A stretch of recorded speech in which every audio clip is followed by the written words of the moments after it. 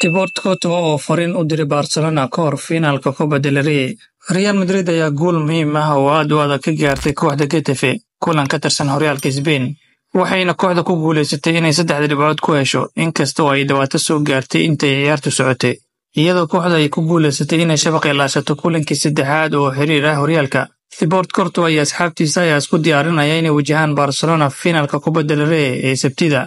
taasoo fursad muhiim ah u noqon doonta kooxda inay ku guuleysato koobka xilciyaareedkan. Courtois oo arrintaas ka hadlaya ayaa yiri, qaybtii hore ee ciyaarta dooga garoonka ayaan u adkeeyay inaan kubadda dhaqaajino, laakiin waxaan isku daynay inaan dhalino goolka koowaad. Marka loo eego isku diyaarinta finaalka soo socda ee Barcelona, goolahayaha Belgiumka wuxuu xaqiijiyay, aad ayaan diiradda u saarnay oo aan ku faraxsanahay finaalka. Waxaan luminay Champions League, waxaana ku jirnaa kaalinta labaad ee La Liga. wuxuu ku soo gabagabeeyay finaalka Copa del Rey ee Barcelona waa mid muhiim u ah kooxda oo dhan iyo taageerayaasha Real Madrid. Waxaan doonaynaa inaan siino farxad weyn. Waxaana doonaynaa inaan ku dagaalano dhammaanteen awooddeena oo aan muujino inaan nahay koox adag.